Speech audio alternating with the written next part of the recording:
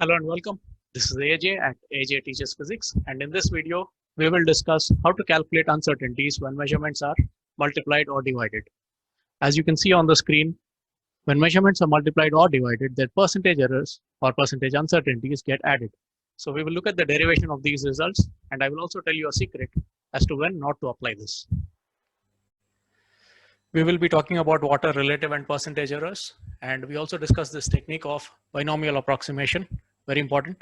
And at the end of the video, I have also added a part where I discuss what to do if the percentage errors are greater than 10%.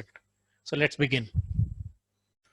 Let us first discuss what are relative and percentage errors or uncertainties in a measurement. We know that every measurement is prone to some uncertainty. We can never be sure about a measurement. Let's say you are trying to measure a mass and you get an uncertainty of about 1 kg. Now, is an uncertainty of 1 kg acceptable or not? Can you ignore it, or should you repeat the experiment? Think about it. Well, it may be ignored if you're trying to measure the mass of something like an elephant, whose mass is about 3000 kg. Compared to 3000 kg, 1 kg is nothing. But you may not be willing to ignore it if you're comparing it with the mass of a birthday cake, which is about 5 kg only. So compared to 5 kg, 1 kg seems to be a large uncertainty, something that cannot be ignored. Relative and percentage errors give you an idea of how big the uncertainty is compared to the actual measurement of the quantity. Let's see how to calculate them. Suppose you have recorded a measurement, capital A, as small a plus or minus delta A. Now we know small a is called the true value of the measurement, and delta A is the uncertainty or the absolute error in its measurement. Now a relative error is nothing but the ratio of the absolute error to the true value of the measurement. So you can calculate a relative error, or you can express a relative error this way. It is simply the absolute error divided by the true value, which can be written as delta A divided by A. You can also call it as relative uncertainty. And percentage error, as the name suggests, it is supposed to tell you what percent of the measurement is an error or an uncertainty. That would simply be relative error multiplied with 100. That is absolute error divided by the true value multiplied with 100. So it can be calculated as delta A divided by A multiplied with 100. So a relative error tells you what fraction of the measurement is an uncertainty, and a percentage error tells you what percentage of the measurement is an uncertainty. Now, needless to say, in a relative error or a percentage error, the uncertainty is getting divided by the true value of the measurement. And we have already seen in my previous video that uncertainty and the true value would be in the same units. So a relative error or a percentage error would never have any unit or a dimension. Now you can try and solve this problem. Let's say there's a measurement X given as 20 plus or minus 2 centimeters. So 20 is the true value and 2 is the absolute error or uncertainty in the measurement. You can calculate the relative error and percentage error. Now relative error, as the formula suggests, is the absolute error divided by the true value. So that is 1/10 or 0.1. And the percentage error is a relative error multiplied with 100, which makes it 10%. So it just suggests that the uncertainty in measurement is 10% of the measurement itself. So a relative or a percentage error is a better indication of the uncertainty in a measurement, in the sense that it tells you how large the uncertainty or the error is compared to what you have actually measured. So you can decide whether the measurement that you have taken is reliable or not. Let us now discuss how to multiply measurements with uncertainties and how to report the product. Let's consider an example and first make sense of what we are trying to derive. Let's say there's a person who walks around 2 kilometers to 3 kilometers whenever he goes for a walk, and assume the person walks for about 15 to 20 days every month.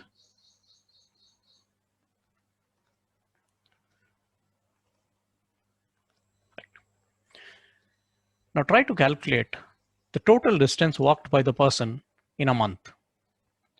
Now we don't know the exact distance walked by the person in a day, and we don't even know the exact number of days on which the person walks.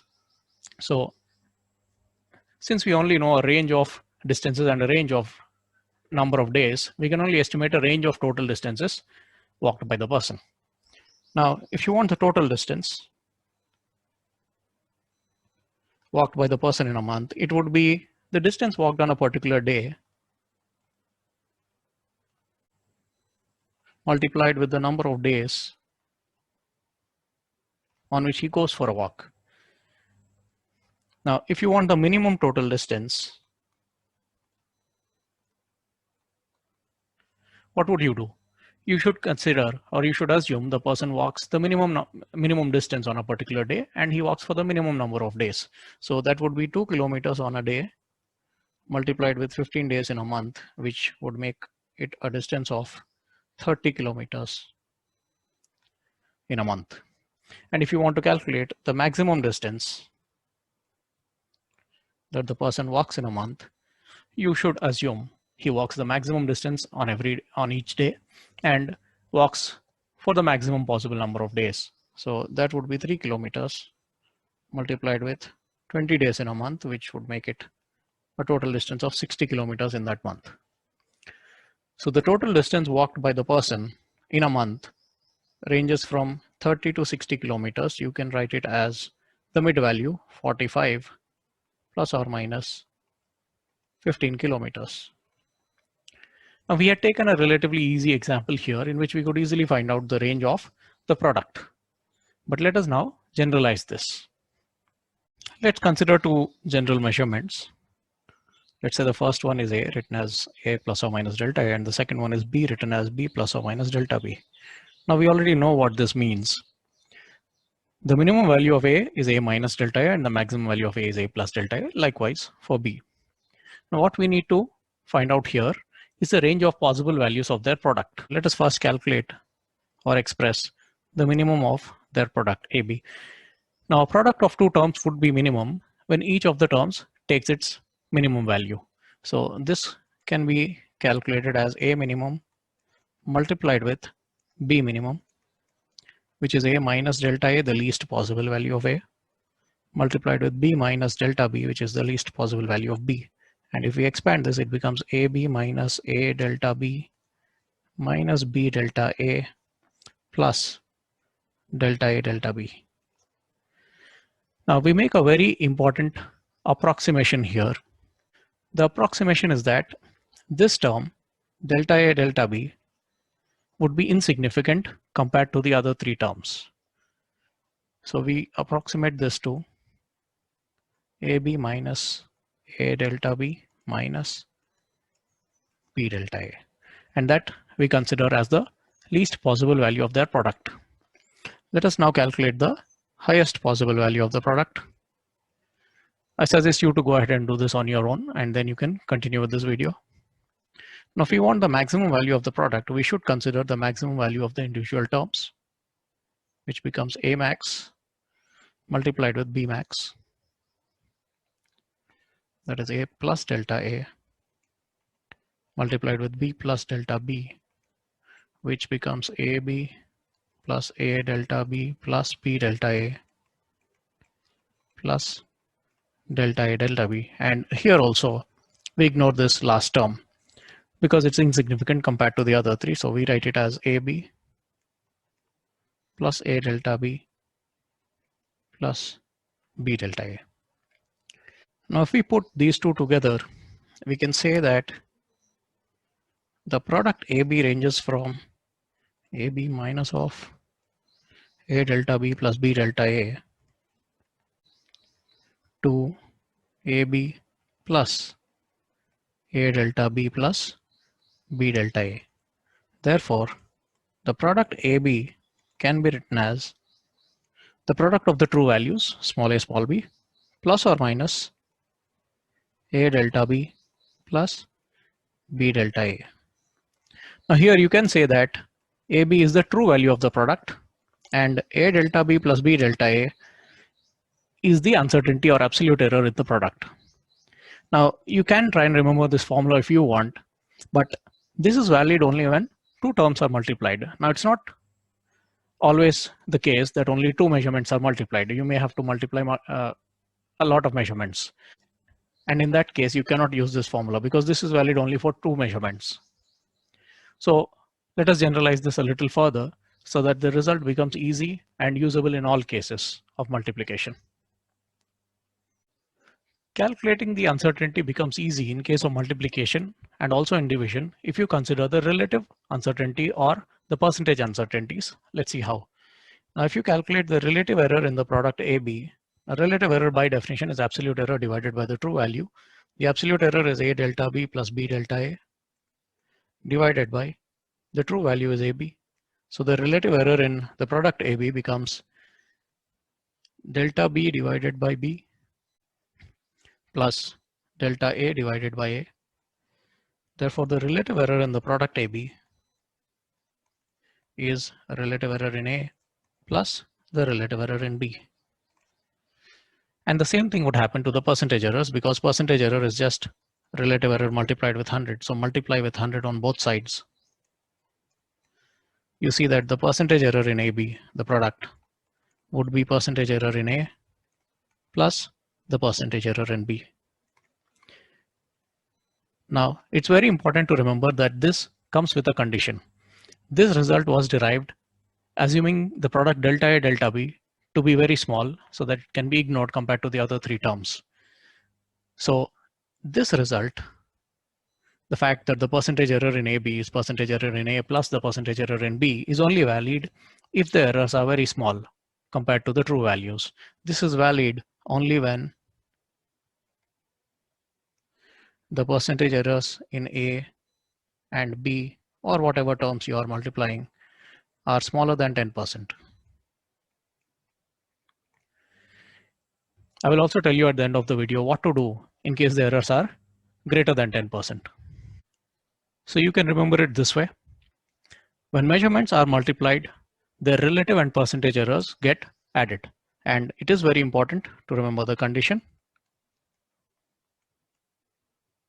Only when the percentage errors are less than 10% in any of the measurement.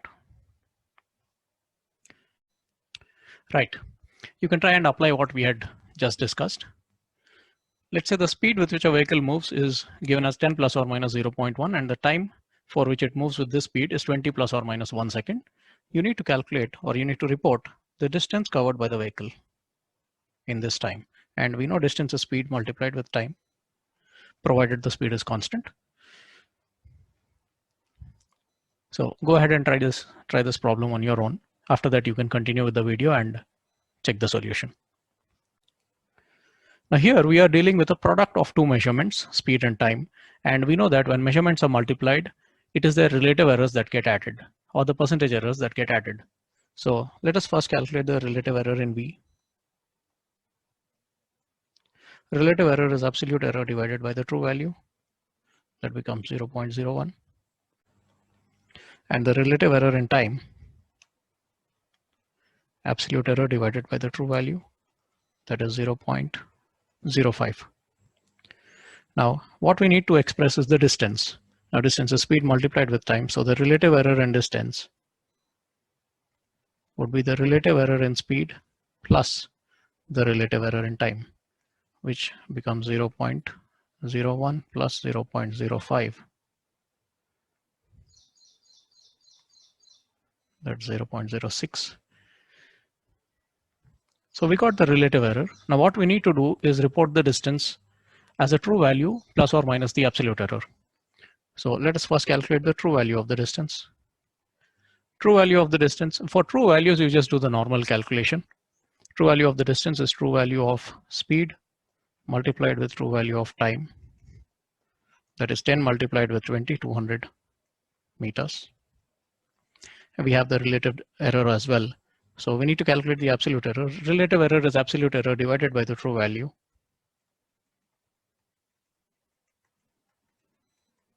So the absolute error becomes the relative error multiplied with the true value.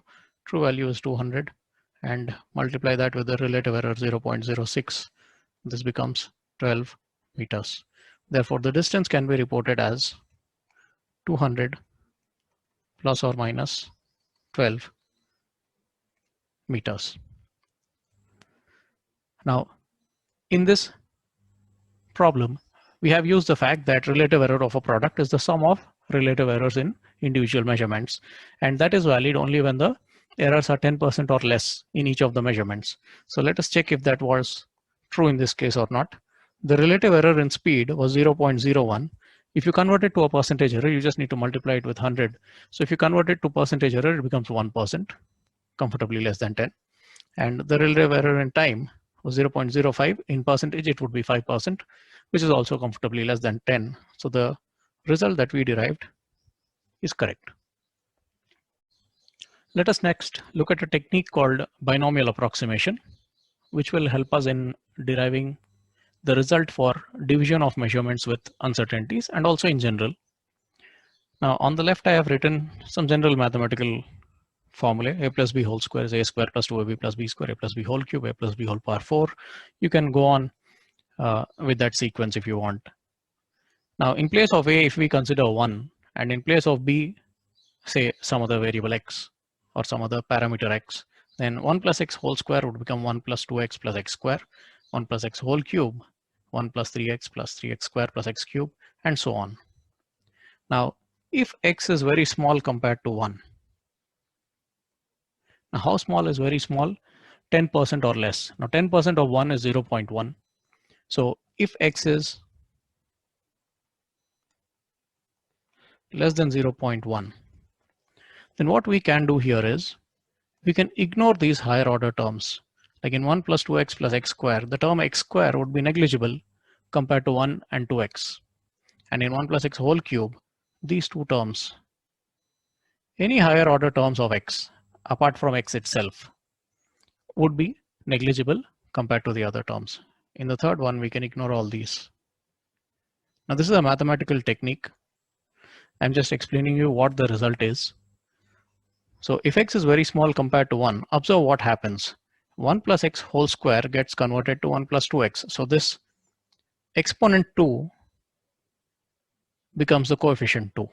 1 plus x whole cube becomes 1 plus 3x. The exponent 3 becomes the coefficient 3. 1 plus x whole power 4 becomes 1 plus 4x. So we can generalize this. 1 plus x whole power n can be approximated to 1 plus nx.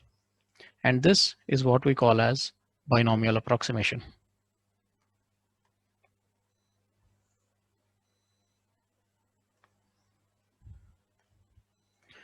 Now, here we have taken examples where n is an integer, a plus b whole square, cube, 4, power 4, and so on. But this result is true in general for any real value of n. Okay, so n could be any real number, like it can be any integer, positive, negative, doesn't matter. It could be a decimal, it could even be a fraction, like for example, 1 plus x whole to the power 0.2. If x is very small compared to 1, this can be approximated to 1 plus 0.2 times of x. 1 plus x whole power minus 5 can be approximated to 1 plus minus 5 times of x, that is 1 minus 5x, and so on. So this is what is binomial approximation. Let us now make use of this to derive the result of how to express the division of two measurements with uncertainties. Let's take a small example and first make sense of what we are trying to derive here. Consider the same person who goes for a walk. Let's say the person walks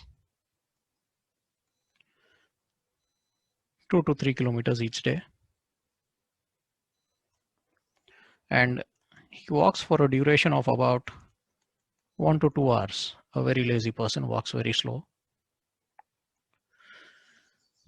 Right. Now what we need to calculate is the range of possible average speeds with which the person walks. Now, average speed by definition is distance divided by time. So we have a range of possible distances the person could walk on a particular day, and we have a range of possible times or durations for which he walks. So we need to calculate the range of average speeds. So average speed, which I'm writing as speed, is distance divided by time.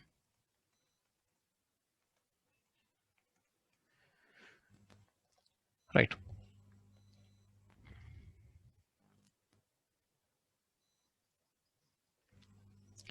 Now think about how you could calculate the least possible average speed of the person. Now you know the range of distances and the range of times. From those values, try to find out the least possible average speed, like the worst case. The minimum average speed can be calculated this way.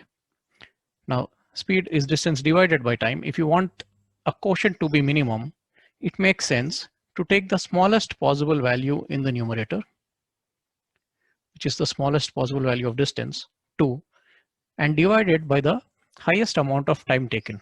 The highest amount of time taken by the person to complete the walk is 2 hours. So the minimum average speed of the person would be 1 kilometer per hour. So remember the idea here. To get the minimum value of a quotient, you keep the minimum value in the numerator and divide it by the highest possible value of the denominator. That makes the quotient the least possible value. And if you want to find out the maximum average speed achieved by the person, think about it. What value of distance and what value of time would you choose? To get the maximum value of a quotient, you keep the numerator as high as possible and then divide it by the least possible denominator. So we consider the maximum distance and divide it by the shortest duration. Maximum distance the person walks on a particular day is 3 kilometers, and the shortest duration in which he could complete the walk is 1 hour. So the maximum possible average speed would be 3 kilometers per hour.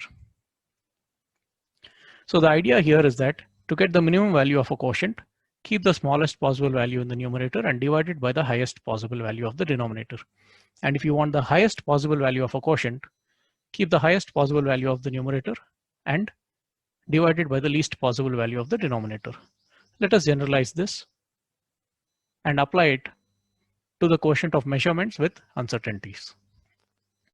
As usual, let us consider two measurements. A given by A plus or minus delta A, so you know the minimum and maximum values of A, and B given by B plus or minus delta B, so you know the maximum and minimum values of B. Let us first derive the minimum possible value of A divided by B. As we had just discussed, the quotient would be minimum if the numerator is the least possible value and the denominator is taken the highest possible value.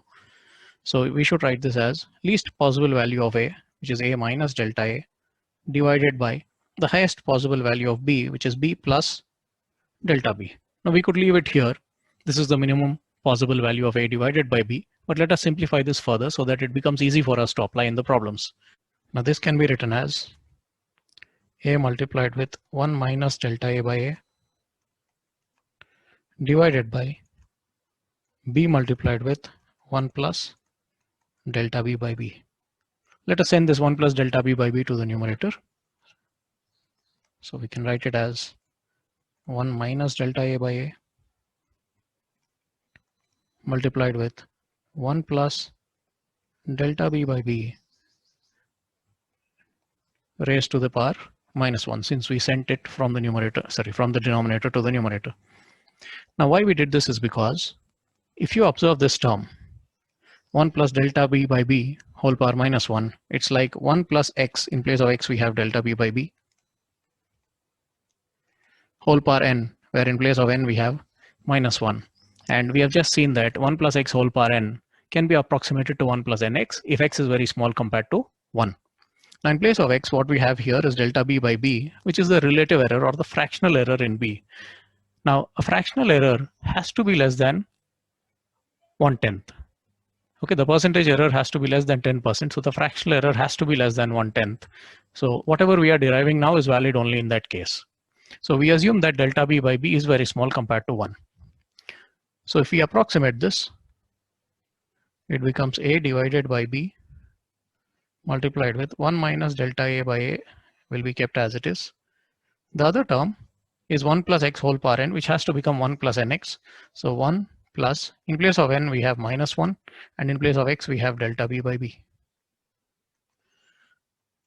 So we can simplify it as A divided by B into 1 minus delta A by A into 1 minus delta B by B. And if we expand this, A divided by B into 1 minus delta A by A minus delta B by B plus delta A delta B divided by AB. And as we had done before in case of product, we are going to ignore this last term because delta A delta B would be very small compared to the remaining terms. So effectively this becomes A by B into 1 minus of delta A by A plus delta B by B. This is the minimum possible value of the quotient A divided by B. We'll note this down, and next we derive the maximum possible value of the quotient. As we had already discussed, the quotient A divided by B would be maximum when A is maximum, the numerator is maximum, and the denominator is the minimum value. So to get this, we shall consider A as A plus delta A and divide it by the least possible value of B, which is B minus delta B. So let us express it in a better manner. This is A multiplied with 1 plus delta A by A divided by B multiplied with 1 minus delta B by B, which as we had done before would be written as A by B multiplied with 1 plus delta A by A and 1 minus delta B by B raised to the power minus 1. And what we see again here is of the form 1 plus x whole power n, where x is very small compared to 1. So we shall approximate this to A by B multiplied with 1 plus delta A by A is taken as it is. And the next term, if you take it as 1 plus x whole power n, it should become 1 plus nx. So 1 plus, in place of n we have minus 1, and in place of x we have minus delta B by B.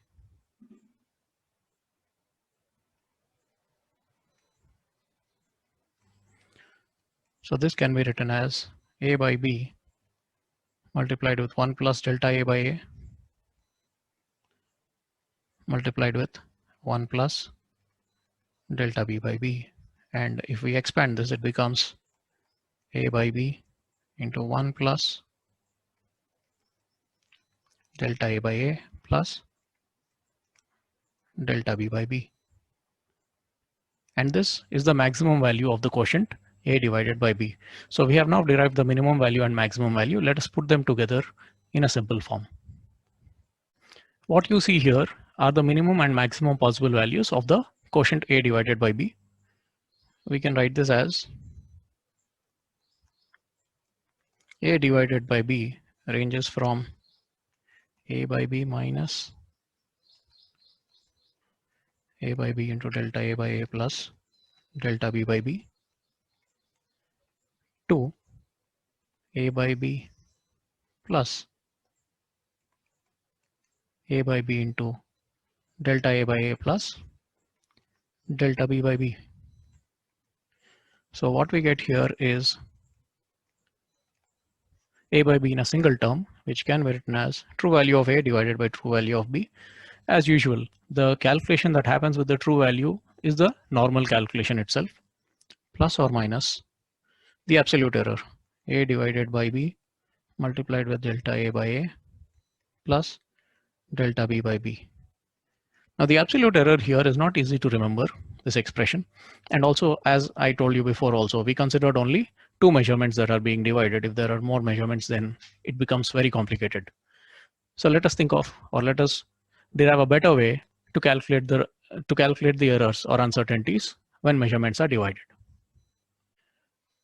Now we have here the true value A by B and the absolute error in the measurement. Let us try and calculate or try and derive the relative error in A divided by B. Relative error by definition is absolute error divided by the true value. So the absolute error is this divided by the true value is a by b. So you can just divide these two. What remains is delta a divided by a plus delta b divided by b, which is nothing but the relative error in a plus the relative error in b. This is quite interesting. What we see here is that the relative error of a quotient of two measurements, the relative error in a divided by b, is also equal to the sum of their individual relative errors. It is the relative error in a plus the relative error in b. The same thing that was happening with the product. So we can remember the result like this. When measurements are divided, their relative errors get added. And you should also remember the condition. Only when the relative error is less than 1/10 or the percentage error is less than 10%, because in this derivation also we had ignored the term delta A delta B compared to the other terms, which is valid only when the errors are less than 10%. And it's not just the relative errors. You can just multiply both sides of this equation with 100. Relative error multiplied with 100 becomes a percentage error. So the percentage error in A divided by B can also be calculated as percentage error in A plus the percentage error in B, provided they are both smaller than 10%.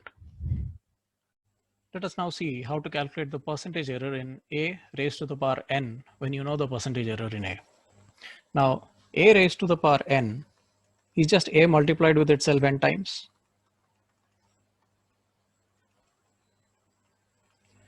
And when measurements are multiplied, we know their percentage errors get added.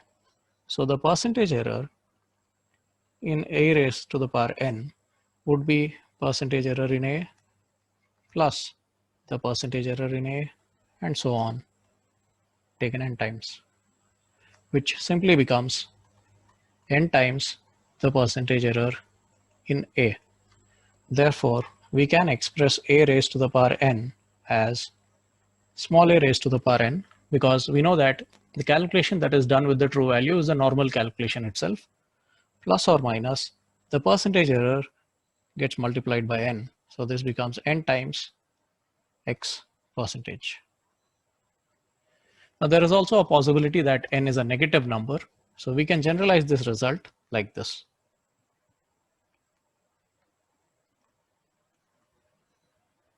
In general, a raised to the power n can be written as a to the power n plus or minus modulus of n times x percentage. So that is the uncertainty or the percentage uncertainty in a raised to the power n. So the percentage error in a to the power n would be n times or modulus of n times the percentage error in a.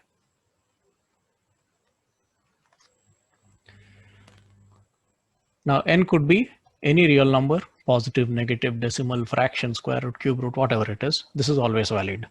And this result is particularly important in cases like this. Let's say a quantity A has a percentage error of A% and B has a percentage error of B%. Let's take another quantity also, or a measurement C, which has a percentage error of C%, all being less than 10%.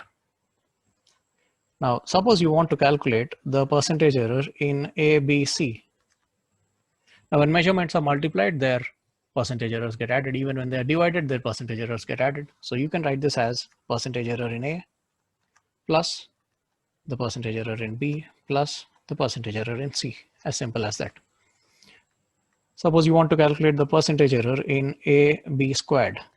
So this becomes percentage error in A plus the percentage error in B square. Now percentage error in B square is just 2 times the percentage error in B, which is what we had just derived. So this can be written as percentage error in A plus 2 times the percentage error in B. So whatever exponent we have in the product, the exponent becomes the coefficient when you add the percentage errors. So you can remember it this way. Now suppose you want to express percentage error in A B square divided by C. Go ahead and try it on your own. After that, you can continue watching this video. Now, percentage error in AB square divided by C can be written as percentage error in AB square plus the percentage error in C. Now, percentage error in AB square is percentage error in A plus 2 times the percentage error in B, and add to it the percentage error in C.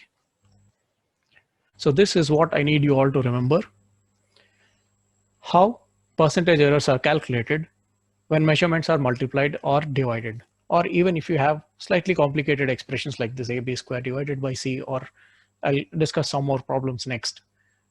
This is how you calculate the percentage error in products and quotients. Let us consider a problem here.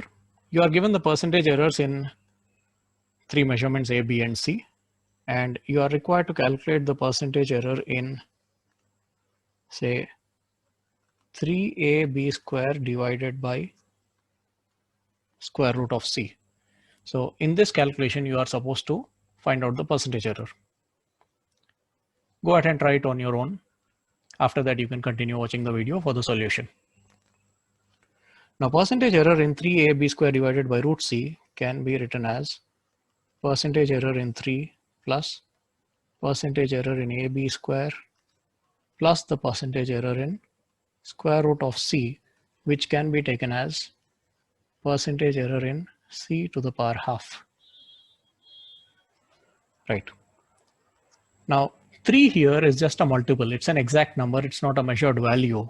So there is no uncertainty in that number 3. So we know it for sure, and the percentage error in it becomes 0. Plus percentage error in AB square is percentage error in A plus 2 times percentage error in B. And the percentage error in C power half is half the percentage error in C. So this becomes percentage error in A, that is 2, plus 2 times the percentage error in B, that is 2 times 1, plus half times the percentage error in C, that is half times 2. And this effectively becomes 2 plus 2 plus 1, 5%, which is the percentage error in 3AB square divided by root C. Now, we could also have considered 3AB square divided by root C as 3AB square C to the power minus half, and the percentage error in this would be percentage error in 3, that is 0, plus the percentage error in A, plus 2 times the percentage error in B, plus half times the percentage error in C. That's the result that we just derived. So you need to remember another important point here. Even if the exponent is a negative term, it does not matter in the calculation of errors. Errors are never to be subtracted. Errors are uncertainties. They're never to be subtracted. So if the coefficient is minus half, if the exponent is minus half, the coefficient will still be taken as plus half in uncertainty calculations. Also keep in mind that the constant of multiplication, which is 3 in this case, will never matter in relative error or percentage error calculations. For example, you can consider the area of a circle. Area of a circle is calculated as pi r square. Now, pi here is not a measured value. It comes from the formula. Radius is a measured value. So if you want the percentage error in area, it would be the percentage error in pi, which is not a measured value. So its percentage error would be 0 plus 2 times the percentage error in its radius. So constant of multiplication never matters for relative error or percentage error calculations. Right. As a final touch, let us also discuss what to do if percentage errors in any of the quantities or measurements are greater than 10%. We'll take an example here. There's no definite formula for this. I'll just explain the procedure that you need to follow. Let's say the side of a square is given as A, and assume it has a percentage error of, say, 20%.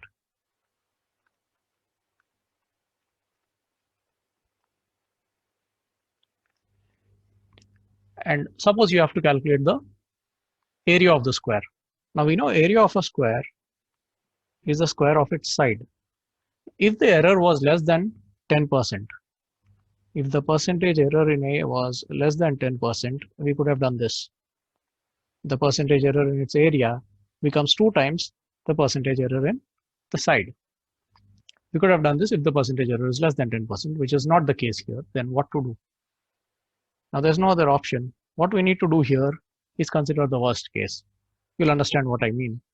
Now the side is given as A with a 20% error. So what we need to do is, let's consider the true value of the side as A itself.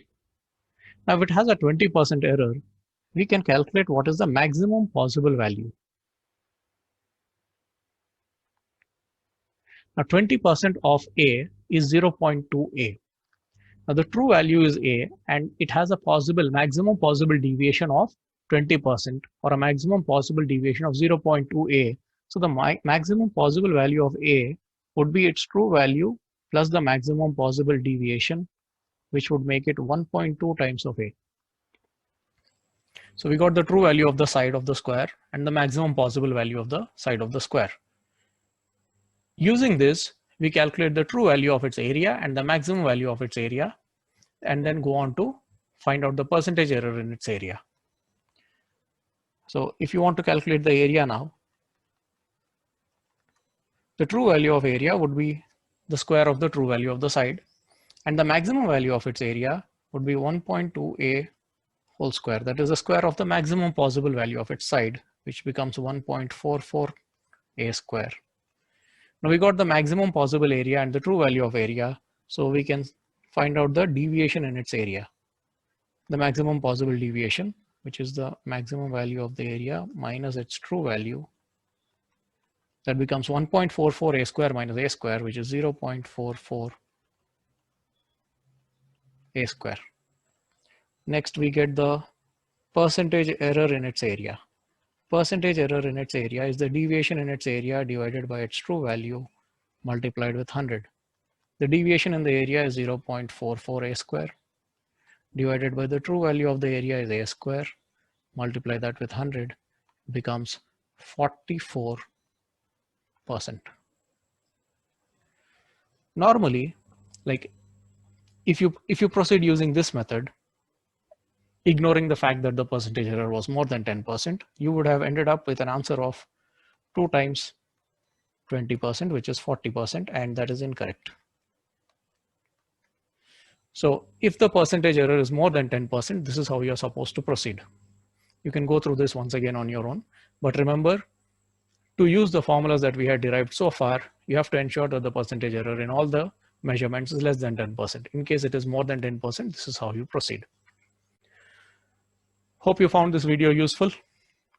If you have any doubts or you need any further explanation related to anything, let me know in the comments section. And if you haven't already, do like, share, and subscribe to my channel. I'll be posting many more videos like this, which will help you in your studies in general.